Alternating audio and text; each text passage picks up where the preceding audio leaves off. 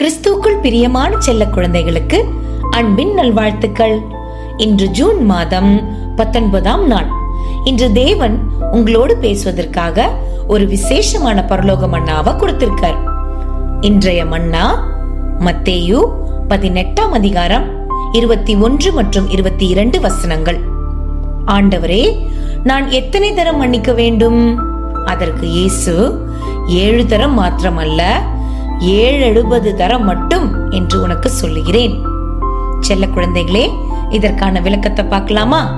இதற்காக நமது ஆண்டவராகிய இயேசு கிறிஸ்து ஒரு அழகான கதையை சொன்னார்.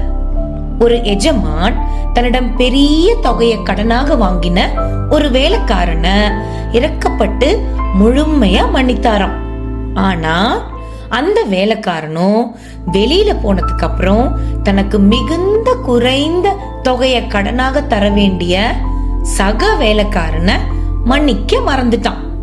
இத கேள்விப்பட்ட அவனுடைய எஜமான் மிகவும் கோபமடைந்து அந்த இரக்கமில்லாத வேலைக்காரனை சிறையில அடைச்சிட்டார்.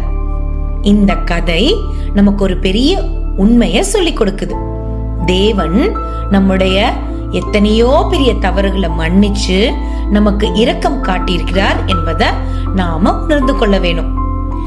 தேவன் நம்மள அவ்வளவாக மன்னித்திருக்கும் போது மற்றவர்கள் நமக்கு செய்யும் சின்ன சின்ன தவறுகளை நாமும் மனதார மன்னிக்க வேண்டும். எனவே செல்ல குழந்தைகளே, நம்மிடம் யாராச்சும் மன்னிப்பு கேட்டா இல்ல நமக்கு கஷ்டம் கொடுத்திருந்தா நாம அவங்க மேல கோபமாகவே இருக்கக்கூடாது. தேவன் நமக்கு காட்டிய அன்பை நினைச்சு பார்த்து நாமும் மற்றவர்களை எப்போதும் மன்னிக்கணும் அப்படின்ற நல்ல குணமுள்ள பிள்ளைகளா வாழ வேணும். அதுவே தேவனுக்கு பிரியமான காரியம்.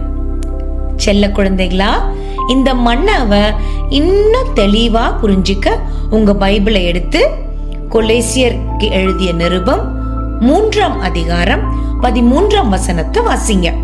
இன்னைக்கு ஃபுல்லா மற்றவர்கள் நமக்கு செய்யும் சின்ன சின்ன தவறுகளை மனதார மன்னிப்பதை குறிச்சு மனசுக்குள்ள தியானம் பண்ணுங்க. ஓகே குட்டீஸ், இன்னைக்கு இந்த மன்னாவோட சந்தோஷமா இருங்க. இன்னைக்கு நைட்டு ஒரு சூப்பரான வேதாகம கதையோட நாம சந்திப்போம். எப்பவுமே தேவனுக்கும் நமது ஆண்டவராகிய இயேசு கிறிஸ்துக்கும் பிடிச்ச சமத்து பிள்ளைங்களா இருங்க. Bye bye.